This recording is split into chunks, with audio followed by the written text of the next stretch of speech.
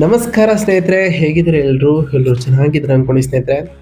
ಎಲ್ರಿಗೂ media update ಚಾನಲಿನ ಮತ್ತೊಂದು ವಿಡಿಯೋಗೆ ತಮ್ಗೆಲ್ರಿಗೂ ಸ್ವಾಗತ ಸುಸ್ವಾಗತ. ಸ್ನೇಹಿತರೆ, ಈ 2026ರ ಈ ಒಂದು ವರ್ಷದಲ್ಲಿ ಆಗಸ್ಟ್ 20ರ ನಂತರ ಮೀನ ರಾಶಿಯವರ ಭವಿಷ್ಯ ಹೇಗಿರಲಿದೆ, ಈ ಆಗಸ್ಟ್ ತಿಂಗಳಿನಲ್ಲಿ ಉಂಟಾದಂತಹ ಗ್ರಹ ಸಂಚಾರಗಳು ಈ ರಾಶಿಯವರ ಜೀವನದ ಮೇಲೆ ಏನೆಲ್ಲ ಪರಿಣಾಮಗಳನ್ನು ಬೀರಲಿದೆ, ಯಾವುದರಲ್ಲಿ ಶುಭವಾಗಲಿದೆ, ಯಾವುದರಲ್ಲಿ ಬಹಳ ಎಚ್ಚರಿಕೆಯನ್ನು ವಹಿಸಬೇಕು, ಇರುವಂತಹ ಸಮಸ್ಯೆಗಳಿಗೆ ಈ ರಾಶಿಯವರು ಮಾಡಬೇಕಾಗಿರುವಂತಹ ಸರಳ ಪರಿಹಾರಗಳೇನು, ಹಾಗೆ ನಿಮ್ಮ ಜೀವನದ ವಿವಿಧ ಅಂಶಗಳಾದಂತಹ ವೃತ್ತಿಯಾಗಿರ್ಬೋದು, ವೈವಾಹಿಕ ಜೀವನ, ಆರ್ಥಿಕ ಸ್ಥಿತಿ, ಕೌಟುಂಬಿಕ ಜೀವನ, ನಿಮ್ಮ ವ್ಯವಹಾರ ಮತ್ತು ಶಿಕ್ಷಣಕ್ಕೆ ಸಂಬಂಧಪಟ್ಟಂತೆಯೇ ಏನೆಲ್ಲ ಬದಲಾವಣೆಗಳನ್ನು ಈ ರಾಶಿಯವರು ಕಾಣಲಿದ್ದೀರಿ ಎಂಬುದರ ಸಂಪೂರ್ಣ ಮಾಹಿತಿಯನ್ನು ಇದೇ ವಿಡಿಯೋದಲ್ಲಿ ತಿಳಿಸ್ಕೊಡ್ತಾ ಹೋಗ್ತೇನೆ ಸ್ನೇಹಿತರೆ. ಅದರಿಂದ ವಿಡಿಯೋನ ಸ್ಕಿಪ್ ಮಾಡದೆ ಇಲ್ಲಿಂದ ಕೊನೆ ತನಕ ನೋಡ್ತಾ ಬನ್ನಿ. ಸ್ಕಿಪ್ ಮಾಡಿ ವಿಡಿಯೋ ನೋಡೋದ್ರಿಂದ ನಿಮಗೆ ಫುಲ್ ಆಗಿ ಇನ್ಫಾರ್ಮೇಷನ್ ಅರ್ಥ ಆಗೋದಿಲ್ಲ. ಸೊ ಪ್ರತಿಯೊಂದು ವಿಡಿಯೋದಲ್ಲೂ ಹೇಳೋದಿಷ್ಟೇ, ವಿಡಿಯೋನ ಸ್ಕಿಪ್ ಮಾಡದೆ ಕೊನೆ ತನಕ ನೋಡಿ. ಹಾಗೆ ನಮ್ಮ ಈ ವಿಡಿಯೋ ಇಷ್ಟ ಆಗಿತ್ತು ಅಂದರೆ ವಿಡಿಯೋಗೆ ಒಂದು ಲೈಕ್ ಮಾಡಿ ಸ್ನೇಹಿತರೆ. ಯಾರೇನೂ ನಮ್ಮ ಚಾನಲ್ನ ಸಬ್ಸ್ಕ್ರೈಬ್ ಮಾಡ್ಕೊಂಡಿಲ್ಲ ಅವರು ಈಗಲೇ ಸಬ್ಸ್ಕ್ರೈಬ್ ಮಾಡ್ಕೊಳ್ಳಿ. ಸಬ್ಸ್ಕ್ರೈಬ್ ಮಾಡ್ಕೊಂಡು ಪ್ರತಿನಿತ್ಯ ವಿಡಿಯೋ ವಾಚ್ ಮಾಡ್ತಿರೋರಿಗೆ ಥ್ಯಾಂಕ್ ಯು ಸೋ ಮಚ್ ಅಂತ ಹೇಳ್ತಾ, ಹಾಗಾದರೆ ಈ ಮೀನ ರಾಶಿಯವರಿಗೆ ಈ ಆಗಸ್ಟ್ ತಿಂಗಳು ಏನೆಲ್ಲ ಬದಲಾವಣೆಗಳನ್ನು ತರ್ತಾ ಬಂದಿದೆ ಎಂಬುದನ್ನು ಒಂದೊಂದಾಗಿ ನೋಡ್ತಾ ಬರೋಣ. ಹೌದು ಸ್ನೇಹಿತರೆ, ಈ ಮೀನ ರಾಶಿಯವರಿಗೆ ದೈಹಿಕ ಬಳಲಿಕೆ ಮತ್ತು ಅತ್ಯುತ್ತಮ ಸೃಜನಶೀಲ ಅವಕಾಶಗಳ ಸಂಕೀರ್ಣ ಜಾಲವನ್ನು ಎದುರಿಸುವಂತಹ ಆಗಸ್ಟ್ ತಿಂಗಳು ಈ ತಿಂಗಳು. ನಿಮ್ಮ ಶ್ರೀಮಂತ ಆಂತರಿಕ ಜಗತ್ತನ್ನು ಆಳವಾಗಿ ಅವಲಂಬಿಸುವಂತೆ ಈ ತಿಂಗಳು ಕೇಳಿಕೊಳ್ತಾ ಬರ್ತದೆ. ಅದರಲ್ಲೂ ನಿಮ್ಮ ಮೊದಲನೇ ಮನೆಯಲ್ಲಿ ನಡೆದಿರ್ತಕ್ಕಂತಹ ಜನ್ಮ ರಾಶಿಯಲ್ಲಿ ಶನಿ ತೀವ್ರ ಹಾಗೂ ನಿರಂತರ ಭಾರವು ನಿಮ್ಮ ದೈಹಿಕ ಶಕ್ತಿಯನ್ನು ಕುಂದಿಸುತ್ತಲೇ ಇರುತ್ತದೆ. ಇದು ನಿಮ್ಮ ಕೆಲಸದ ವೇಗವನ್ನು ತಗ್ಗಿಸುವಂತೆ ಮತ್ತು ಅನಗತ್ಯ ವೈಯಕ್ತಿಕ ಹೊರೆಗಳನ್ನು ಬಿಟ್ಟುಕೊಡುವಂತೆ ಒತ್ತಾಯಿಸುತ್ತದೆ. ಈ ದೈಹಿಕ ನಿರ್ಬಂಧದ ಜೊತೆಗೆ 12ನೇ ಮನೆಯಲ್ಲಿ ರಾಹುವಿನ ವಕ್ರ ಸಂಚಾರವು ಮುಂದುವರಿಯಲಿದ್ದು ಅಸಾಂಪ್ರದಾಯಿಕ ಆತಂಕಗಳನ್ನು ಹುಟ್ಟುಹಾಕಿ ನಿಮ್ಮ ಆಧ್ಯಾತ್ಮಿಕ ನಿದ್ರೆಗೆ ಭಂಗವನ್ನು ತರಲಿದೆ. ಮತ್ತೊಂದೆಡೆ ಮಂಗಳನು ಆರಂಭದಲ್ಲಿ ನಿಮ್ಮ 4ನೇ ಮನೆಗೆ ಲಗ್ಗೆಯಿಟ್ಟು ಹಠಾತ್ ಕೌಟುಂಬಿಕ ಕಲಹಗಳಿಂದ ನಿಮ್ಮ ಭಾವನಾತ್ಮಕ ಶಕ್ತಿಯನ್ನು ಕೆಡಿಸಲಿದ್ದಾರೆ. ಅದೃಷ್ಟವಶಾತ್ ನಿಮ್ಮ ರಾಶಿಧಿಪತಿಯಾದಂತಹ ಗುರುವು 5ನೇ ಮನೆಯಲ್ಲಿ ಇರುವ ಕಾರಣ ಅದ್ಭುತ ಸಂಚಾರವು ಮುಂದುವರಿಯುವ ಕಾರಣ ಅಪಾರವಾದಂತಹ ಜ್ಞಾನವನ್ನು ಒದಗಿಸಲಿದ್ದಾರೆ. ನಿಮ್ಮ ಸೃಜನಶೀಲ ಹಾಗೂ ವೃತ್ತಿಪರ ಪ್ರಯತ್ನಗಳು ಅಂತಿಮವಾಗಿ ರಕ್ಷಿಸಲ್ಪಡುವಂತೆ ನೋಡಿಕೊಳ್ಳಲಿದ್ದಾರೆ. ನಿಮ್ಮ ಆಧ್ಯಾತ್ಮಿಕ ಸಾಧನೆಗಳಲ್ಲಿ ತೊಡಗಿಕೊಳ್ಳುವ ಮೂಲಕ ಮತ್ತು ಕ್ಷುಲ್ಲಕ ಲೌಕಿಕ ಸಂಘರ್ಷಗಳಲ್ಲಿ ಭಾಗಿಯಾಗಲು ನಿರಾಕರಿಸುವ ಮೂಲಕ ನೀವು ಈ ತೀವ್ರ ಗ್ರಹಗಳ ಸಂಚಾರವನ್ನು ಸುರಕ್ಷಿತವಾಗಿ ಈ ಆಗಸ್ಟ್ ತಿಂಗಳಿನಲ್ಲಿ ದಾಟುವುದಾಗಿದೆ ಅಂತಲೇ ಹೇಳ್ಬೋದು. ಹಾಗಾದರೆ ಈ ಮೀನ ರಾಶಿಯವರಿಗೆ ಆಗಸ್ಟ್ ತಿಂಗಳಿನಲ್ಲಿ ಉಂಟಾದಂತಹ ಪ್ರಮುಖ ಗ್ರಹ ಸಂಚಾರಗಳ ವಿಚಾರಕ್ಕೆ ಬರುತ್ತದೆ. ಮೊದಲನೇದಾಗಿ ಸೂರ್ಯಗ್ರಹದ ವಿಚಾರಕ್ಕೆ ಬಂದ್ಬಿಡೋಣ ಸ್ನೇಹಿತರೆ.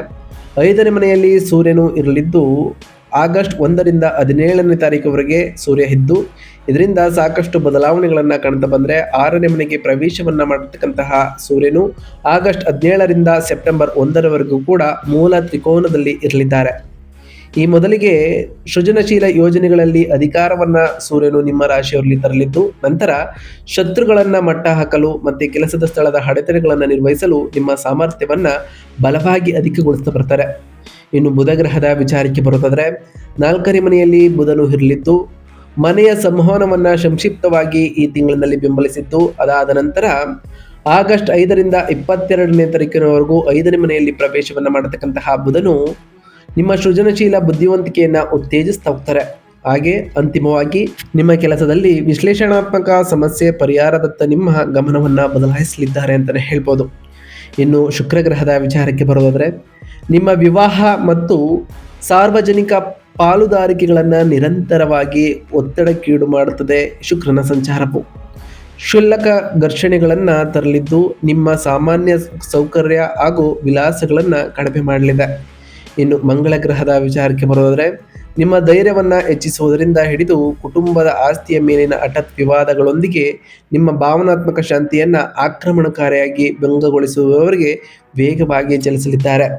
ಇನ್ನು ಗುರುಗ್ರಹದ ವಿಚಾರಕ್ಕೆ ಬರೋದಾದರೆ ಆಳವಾದ ಬುದ್ಧಿವಂತಿಕೆ, ಅಪಾರ ಸೃಜನಶೀಲ ಅದೃಷ್ಟ ಮತ್ತು ಅತ್ಯಂತ ಪ್ರಯೋಜನಕಾರಿ ಬುದ್ಧಿವಂತಿಕೆಯನ್ನು ನೀಡುವುದನ್ನು ಮುಂದುವರಿಸಲಿದ್ದಾರೆ. ನಿಮ್ಮ ದೀರ್ಘಕಾಲೀನ ವೃತ್ತಿ ಜೀವನದ ಸ್ಥಾನಮಾನವನ್ನು ಆಳವಾಗಿ ರಕ್ಷಿಸಲಿದೆ.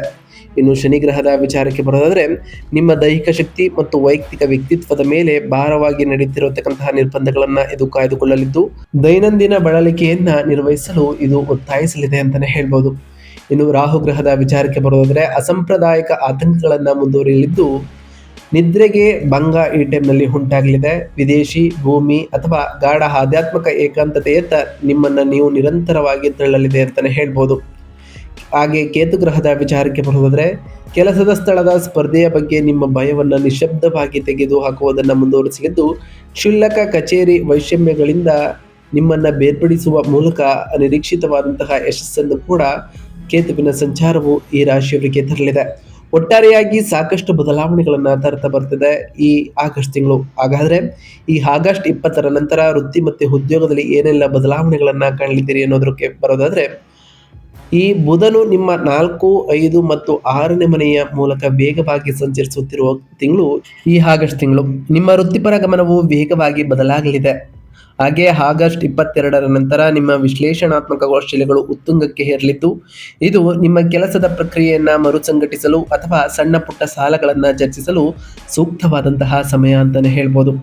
ನೀವು ಈಗಾಗಲೇ ಶಕ್ತಿಯ ಸೀಮಿತವಾಗಿ ಇರುವುದರಿಂದ ಹೊಸ ಮಧ್ಯದನಿಸುವ ಯೋಜನೆಗಳನ್ನು ನೀವು ತಪ್ಪಿಸಬೇಕು. ಬದಲಿಗೆ ನಿಮ್ಮ ಪ್ರಸ್ತುತ ಕರ್ತವ್ಯಗಳನ್ನು ಸುಗಮಗೊಳಿಸಲು ನಿಮ್ಮ ಆಳವಾದ ಆತ್ಮ ಪ್ರಜ್ಞೆಯನ್ನು ಬಳಸಿ ಹಳೆಯ ಆಡಳಿತಾತ್ಮಕ ಕೆಲಸಗಳನ್ನು ವ್ಯವಸ್ಥಿತವಾಗಿ ತೆರವುಗೊಳಿಸುವ ಮೂಲಕ ಮತ್ತು ಅನಗತ್ಯ ಕಚೇರಿಯ ನಾಟಕಗಳನ್ನು ತಪ್ಪಿಸುವ ಮೂಲಕ ನೀವು ಅನುಭವಿಸುತ್ತಿರುವ ಭಾರವಾದ ದೈಹಿಕ ಬಳಲಿಕೆಯ ಹೊರತಾಗಿಯೂ ನಿಮ್ಮ ವೃತ್ತಿ ಜೀವನದ ವೇಗವನ್ನು ಈ ರಾಶಿಯವರು ಕಾಯ್ದುಕೊಳ್ಬೇಕು ಅಂತಲೇ ಹೇಳ್ಬೋದು.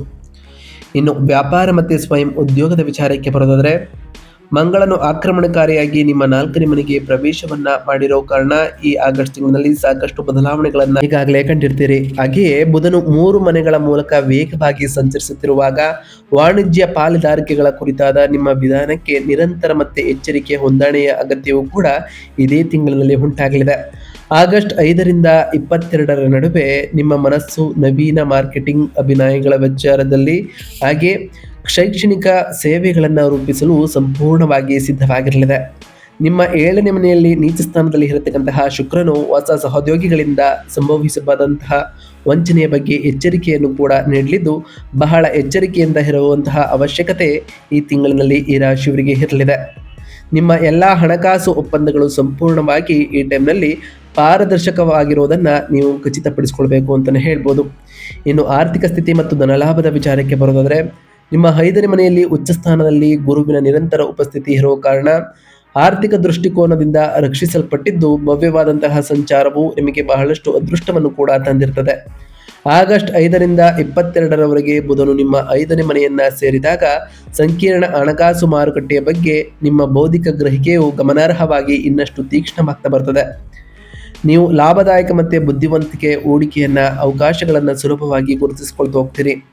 ಈ ತಿಂಗಳು ನಿಮ್ಮ 7ನೇ ಮನೆಯಲ್ಲಿ ನೀಚ ಸ್ಥಾನದಲ್ಲಿ ಶುಕ್ರನು ನೆಲೆಸಿರುವ ಕಾರಣ ಆರ್ಥಿಕ ಎಚ್ಚರಿಕೆಯು ಇನ್ನೂ ಅವಶ್ಯಕವಾಗಿ ಇರಲಿದೆ. ಅದರಿಂದ ಅನವಶ್ಯಕವಾಗಿ ಹಣವನ್ನು ಖರ್ಚು ಮಾಡಲಿಕ್ಕೆ ಹೋಗಬೇಡಿ ಸ್ನೇಹಿತರೆ. ಹಾಗೆ ನೀವು ವಾಹನಗಳನ್ನು ಖರೀದಿಸುವುದನ್ನು ಈ ಟೈಮ್ನಲ್ಲಿ ಕಟ್ಟುನಿಟ್ಟಾಗಿ ತಪ್ಪಿಸಬೇಕು. ತಕ್ಷಣದ ಬೌದ್ಧಿಕ ಲಾಭಗಳಿಗಿಂತ ದೀರ್ಘಕಾಲೀನ ಆಧ್ಯಾತ್ಮಿಕ ಭದ್ರತೆಗೆ ಆದ್ಯತೆ ನೀಡುವುದು ಬಹಳ ಅವಶ್ಯಕ ಅಂತಲೇ ಹೇಳ್ಬೋದು.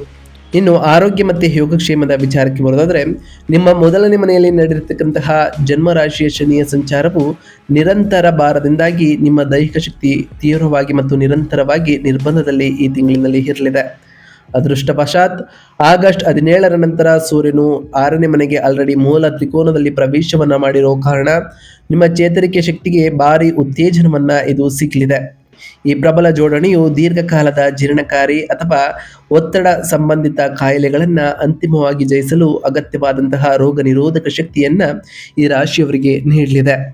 ಶಿಸ್ತಿನ ದೈನಂದಿನ ದಿನಚರಿಯನ್ನ ಈ ರಾಶಿಯವರು ಪಾಲಿಸಿಕೊಳ್ಬೇಕು. ನಿಮ್ಮ ಹೊಟ್ಟೆಯನ್ನ ಕೆರಳಿಸುವಂತಹ ಭಾರವಾದ ಮಸಾಲೆಯುತವಾದಂತಹ ಆಹಾರಗಳನ್ನು ನೀವು ತ್ಯಜಿಸಿ, ಹಾಗೆ ದೈನಂದಿನ ಯೋಗ ಮತ್ತು ಧ್ಯಾನಕ್ಕೆ ಬದ್ಧರಾಗಿ ನಿಮ್ಮ ದೈಹಿಕ ಆರೋಗ್ಯವನ್ನು ಸಂಪೂರ್ಣ ಮತ್ತು ರಾಜಿ ಮಾಡಿಕೊಳ್ಳದೆ ಗೌರವದಿಂದ ನೋಡ್ಕೊಳ್ತಾ ಬಂದರೆ ಬಹಳ ಉತ್ತಮವಾಗಿ ನಿಮ್ಮ ಆರೋಗ್ಯವನ್ನು ಇರಿಸಿಕೊಳ್ಬೋದಾಗಿದೆ. ದೈಹಿಕ ಮತ್ತು ಮಾನಸಿಕ ಪರೀಕ್ಷೆಯು ಈ ದೀರ್ಘಾವಧಿಯಲ್ಲಿ ನಿಮ್ಮ ಯಶಸ್ವಿ ವ್ಯಕ್ತಿಯನ್ನಾಗಿ ಮಾಡಿ ನಿಮ್ಮ ಆರೋಗ್ಯವನ್ನು ಕೂಡ ಉತ್ತಮವಾಗಿ ಇರಿಸಲಿದೆ ಅಂತಲೇ ಹೇಳ್ಬೋದು. ಇನ್ನು ಕುಟುಂಬ ಮತ್ತು ವೈಯಕ್ತಿಕ ಸಂಬಂಧಗಳ ವಿಚಾರಕ್ಕೆ ಬರೋದಾದರೆ, ಕೌಟುಂಬಿಕ ಜೀವನದಲ್ಲೂ ಕೂಡ ಸಾಕಷ್ಟು ಬದಲಾವಣೆಗಳನ್ನು ಈ ಆಗಸ್ಟ್ ತಿಂಗಳಿನಲ್ಲಿ ಕಂಡಿರ್ತೀರಿ. ಅದರಲ್ಲೂ ಈ ಆಗಸ್ಟ್ 20ರ ನಂತರ ಸಾಕಷ್ಟು ಬದಲಾವಣೆಗಳು ಉಂಟಾಗಲಿದೆ ಕೌಟುಂಬಿಕ ವಿಚಾರದಲ್ಲಿ. ಈ ತೀವ್ರವಾದಂತಹ ಪರಸ್ಪರ ಘರ್ಷಣೆಯ ಹೊರತಾಗಿಯೂ ನಿಮ್ಮ 5ನೇ ಮನೆಯಲ್ಲಿ ಉಚ್ಚ ಸ್ಥಾನದಲ್ಲಿ ಗುರು ಮುಂದುವರಿಯುತ್ತಿರೋ ಕಾರಣ ನಿಮ್ಮ ಮಕ್ಕಳು ಅಥವಾ ಹಿರಿಯ ಕುಟುಂಬ ಸದಸ್ಯರ ಮೂಲಕ ಆಳವಾದಂತಹ ಸಾಂತ್ವನವನ್ನು ಇದೇ ತಿಂಗಳಿನಲ್ಲಿ ಕಂಡುಕೊಳ್ತಾ ಹೋಗ್ತೀರಿ. ಹಾಗೆ ನಿಮ್ಮ ಸುಂದರ ದಾಂಪತ್ಯ ಮತ್ತು ಆಸ್ತಿ ವಿವಾದಗಳಿಂದ ಅಭಯಾರಣ್ಯವಾಗಿ ಇದು ಕಾರ್ಯವನ್ನು ನಿರ್ವಹಿಸಲಿದೆ.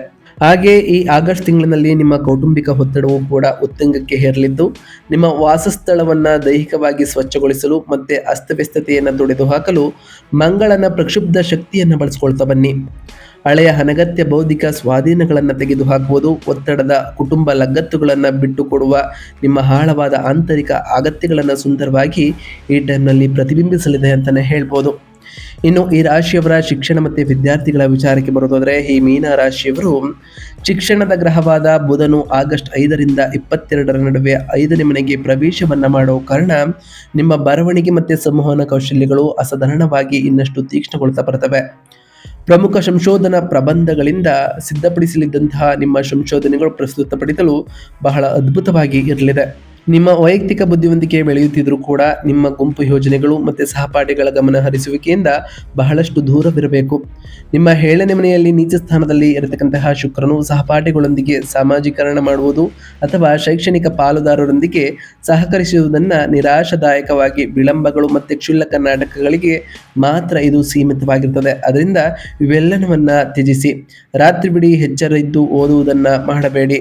ನಿಮ್ಮ ಮೇಧಾವಿ ಆತ್ಮಪ್ರಜ್ಞೆಯು ನಿಮ್ಮ ಕಲಿಕೆಗೆ ಮಾರ್ಗದರ್ಶನ ನೀಡಲು ಬಿಟ್ಟು ಕಡಿಮೆ ಅವಧಿಗೆ ಆದರೆ ತೀವ್ರವಾಗಿ ಗಮನಹರಿಸಿ ಅಧ್ಯಯನ ಮಾಡುವ ಮೂಲಕ ನಿಮ್ಮ ದೈಹಿಕ ಶಕ್ತಿಯನ್ನು ಈ ರಾಶಿಯವರು ಹೆಚ್ಚಿಸಿಕೊಳ್ಬಹುದಾಗಿದೆ ಅಂತಲೇ ಹೇಳ್ಬೋದು. ಒಟ್ಟಾರೆಯಾಗಿ ಸಾಕಷ್ಟು ಬದಲಾವಣೆಗಳನ್ನು ಕೂಡ ಈ ಆಗಸ್ಟ್ 20ರ ನಂತರ ಈ ಮೀನ ರಾಶಿಯವರು ಕಾಣ್ತಾ ಬರ್ತೀರಿ.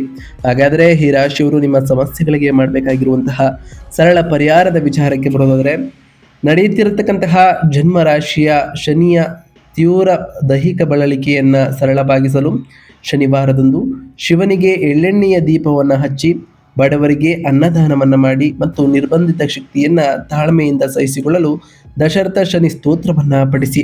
ಹಾಗೆ ಪ್ರತಿ ಶನಿವಾರದಂದು ಓಂ ಶಂ ಶನೈಶ್ವರಾಯ ನಮಃ ಎಂಬ ಮಂತ್ರವನ್ನು ಜಪಿಸುವುದರ ಜೊತೆಗೆ ನಿಮಗೆ ಸಾಧ್ಯವಾದರೆ ಶನಿದೇವರ ದೇವಾಲಯಕ್ಕೆ ತೆರಳಿ ಶನಿದೇವರಿಗೆ ಪ್ರಿಯವಾಗಿರುವಂತಹ ಕಪ್ಪು ಎಳ್ಳಿನ ಬತ್ತಿಯನ್ನು ಕೂಡ ಹಚ್ಚುತ್ತಾ ಬನ್ನಿ. ಇನ್ನು 12ನೇ ಮನೆಯಲ್ಲಿ ನಿಮ್ಮ ಅಸಾಂಪ್ರದಾಯಿಕ ಆತಂಕಗಳನ್ನು ಶಾಂತಗೊಳಿಸಲು ಹಾಗೆ ನಿಮ್ಮ ನಿದ್ರಾಭಂಗವನ್ನು ಸರಿಪಡಿಸಲು ಶನಿವಾರದಂದು ದುರ್ಗಾ ದೇವಿಯನ್ನು ಪೂಜಿಸಿ ಉದ್ದಿನ ಬೇಳೆಯನ್ನು ದಾನ ಮಾಡಿ. ನಿರ್ಗತಿಕರಿಗೆ ಕಂಬಳಿಯನ್ನು ಹಂಚಿ ಮತ್ತು ಶಾಂತಿಯನ್ನು ಮರಳಿ ತರಲು ದುರ್ಗಾ ಸಪ್ತಸತಿಯನ್ನು ಪಠಿಸ್ತಾ ಬನ್ನಿ. ಇದು ರಾಹುವಿನ ಪರಿಹಾರವಾಗಿರಲಿದೆ ಅಂತಲೇ ಹೇಳ್ಬೋದು. ಇನ್ನು ಮಂಗಳ ಗ್ರಹದ ವಿಚಾರಕ್ಕೆ ಬರೋದಾದರೆ, ನಿಮ್ಮ ಆಸ್ತಿ ಮತ್ತು ಹಾಗೆ ಮನೆಯ ವಿಚಾರದ ಬಗ್ಗೆ ಹಠಾತ್ ಮತ್ತು ಆಕ್ರಮಣಕಾರಿ ವಿವಾದಗಳನ್ನು ತಡೆಯಲು ಮಂಗಳವಾರದಂದು ಸುಬ್ರಹ್ಮಣ್ಯ ಸ್ವಾಮಿಯನ್ನು ಪ್ರಾರ್ಥಿಸಿ. ಕೆಂಪು ಹೂವುಗಳನ್ನು ಅರ್ಪಿಸಿ ತೊಗರಿ ಬೇಳೆಯನ್ನು ದಾನ ಮಾಡಿ. ನಿಮ್ಮ ಭಾವನಾತ್ಮಕ ಅಭಯಾರಣ್ಯವನ್ನು ಕಾಪಾಡಿಕೊಳ್ಳಲು ಸುಬ್ರಹ್ಮಣ್ಯ ಅಷ್ಟಕ ಮಂತ್ರವನ್ನು ಜಪಿಸಿ ಸ್ನೇಹಿತರೆ. ಹಾಗೆ ಪ್ರತಿ ಮಂಗಳವಾರದಂದು ಓಂ ಅಂಗರಾಯಕಾಯ ನಮಃ ಎಂದು ಮಂತ್ರವನ್ನು ಜಪಿಸಿ. ಹಾಗೆ ಪ್ರತಿ ಶನಿವಾರದಂದು ಓಂ ರಾಹುಕೇತುವೇ ನಮಃ ಎಂಬ ಮಂತ್ರವನ್ನು ಜಪಿಸ್ತಾ ಬನ್ನಿ ಸ್ನೇಹಿತರೆ. ಪ್ರತಿ ಗುರುವಾರದಂದು ಓಂ ಗುರುಭ್ಯೋ ನಮಃ ಎಂಬ ಮಂತ್ರವನ್ನು ಜಪಿಸಿ. ಹಾಗೆ ಪ್ರತಿ ಶುಕ್ರವಾರದಂದು ತಾಯಿ ಜಗನ್ಮಾತೆಯಾದಂತಹ ಲಕ್ಷ್ಮೀದೇವಿಗೆ ಪೂಜೆಯನ್ನು ಸಲ್ಲಿಸಿ ಲಕ್ಷ್ಮೀದೇವಿಗೆ ಪ್ರಿಯವಾಗಿರುವಂತಹ ಬಿಳಿ ಹೂಗಳನ್ನು ಇಟ್ಟು ಪೂಜೆಯನ್ನು ಸಲ್ಲಿಸ್ತಾ ಬನ್ನಿ ಸ್ನೇಹಿತರೆ. ಇದರಿಂದ ನಿಮ್ಮ ಮನೆಯಲ್ಲಿ ಸುಖ ಸಂಪತ್ತು ಜೊತೆಗೆ ಸಾಕಷ್ಟು ಬದಲಾವಣೆಗಳನ್ನು ಕಾಣ್ತಾ ಬರ್ತೀರಿ ಅಂತ ಹೇಳ್ತಾ, ಇದಾಗಿತ್ತು ಇವತ್ತಿನ ಒಂದು ವಿಡಿಯೋ ಸ್ನೇಹಿತರೆ. ವಿಡಿಯೋ ಇಷ್ಟ ಆಗಿತ್ತು ಅಂದರೆ ವಿಡಿಯೋಗೆ ಒಂದು ಲೈಕ್ ಮಾಡಿ. ಯಾರೇನೂ ನಮ್ಮ ಚಾನಲ್ನ ಸಬ್ಸ್ಕ್ರೈಬ್ ಮಾಡ್ಕೊಂಡಿಲ್ಲ ಅವರು ಈಗಲೇ ಸಬ್ಸ್ಕ್ರೈಬ್ ಮಾಡ್ಕೊಳ್ಳಿ. ಸಬ್ಸ್ಕ್ರೈಬ್ ಮಾಡಿಕೊಂಡು ಪ್ರತಿನಿತ್ಯ ವಿಡಿಯೋ ವಾಚ್ ಮಾಡ್ತಿರೋರಿಗೆ ಥ್ಯಾಂಕ್ ಯು ಸೋ ಮಚ್ ಅಂತ ಹೇಳ್ತಾ, ಹಾಗೆ ಕಮೆಂಟ್ನಲ್ಲಿ ಓಂ ಶನೈಶ್ವರಾಯ ನಮಃ, ಓಂ ಗುರುಭ್ಯೋ ನಮಃ, ಓಂ ಲಕ್ಷ್ಮೀನಾರಾಯಣಾಯ ನಮಃ, ಓಂ ಅಂಗರಾಯಕಾಯ ನಮಃ, ಓಂ ದುರ್ಗಾಯ ನಮಃ, ಓಂ ರಾಹುಕೇತುವೇ ನಮಃ, ಓಂ ಸುಬ್ರಹ್ಮಣ್ಯಾಯ ನಮಃ ಎಂದು ಕಮೆಂಟ್ ಮಾಡಿ ಸ್ನೇಹಿತರೆ. ಆ ಶನಿದೇವರು, ಮಂಗಳದೇವ, ಗುರುದೇವ, ಲಕ್ಷ್ಮೀನಾರಾಯಣ, ಸೂರ್ಯದೇವ, ದುರ್ಗತಾಯಿ ಹಾಗೆ ರಾಹುಕೇತು ನಿಮಗೆ ಆಯುಷ್ಯ ಆರೋಗ್ಯ ಸಮೃದ್ಧಿಗಳನ್ನು ಕೊಟ್ಟು ಕಾಪಾಡಲಿ ಅಂತ ದೇವರಲ್ಲಿ ಕೇಳ್ಕೊಳ್ತಾ ಇವತ್ತಿನ ಒಂದು ವಿಡಿಯೋನ ಮುಗಿಸ್ತಿದ್ದೀನಿ ಸ್ನೇಹಿತರೆ. ಸಿಗ್ತೀನಿ ಮತ್ತೊಂದು ವಿಡಿಯೋದೊಂದಿಗೆ. Thank you for watching.